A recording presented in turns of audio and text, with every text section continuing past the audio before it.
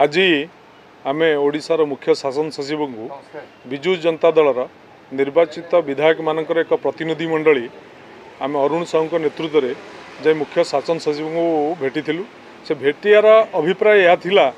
जे ओडिशार 314 ब्लॉक एवं विभिन्न म्युनिसिपालिटी ठारू कॉर्पोरेशन ठारू आरंभ कर एनएसी पर्यंत सबु जगार शासक दलर एक अघोषित निर्देशनामा फल समस्त सरकारी ऑफिसर माने वर्तमान पक्षपातिता कार्यक्रम करिया आरंभ कर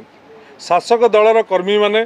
वर्तमान बीडीओ ठारू आरंभ कर म्युनिसिपालिटी चेयरमैन ठारू आरंभ कर एनएसी चेयरमैन पर्यंत समस्त को चाप प्रयोग करुचंती जे तांको कथारे काम करने को दलीय भित्तिरे कार्यक्रम करने तार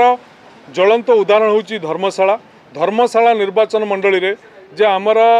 पंचायत राज व्यवस्था रे जिला परिषद सरपंच पीएस मेंबर प्रतिनिधि मंडली बीडीओ को देखा करिया को जाइथिला बेले बीडीओ तांकु समय देले नाही बीडीओ तांकु 30 मिनिट अपेक्षा करैले जे मु भिसी रे अछि 30 मिनिट अपेक्षा कर से माने 30 मिनिट अपेक्षा करिया भितरे शासक दलर गुंडा माने जाई धर्मशाला रे आमर निर्वाचित सरपंच समिति सभ्य एवं जिला परिषद को बीडीओ को सामने रे आक्रमण करागला ताकू मध्य बीडीओ सुरक्षा दे पारले नहीं सरकार मध्य सुरक्षा दे पारले नहीं तेणु यही भली कार्यक्रम दरकार पड़े आमर जो गत स्वायत्त शासन दिवस गला 31 तारिख दिन सेठी मध्य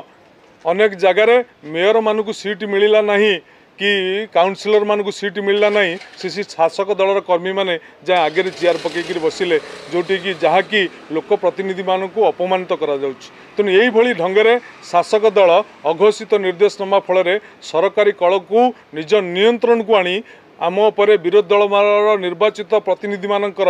जो स्वाधीनता अच्छी जो क्षमता अच्छी से क्षमता को अपहरण करने योजना चली से बाबद आम समस्ते आज जाए मुख्य शासन सचिव को आम कथा कहीचु एवं या उपरे निर्दिष्ट दृष्टि देवा अनुरोध करूँ।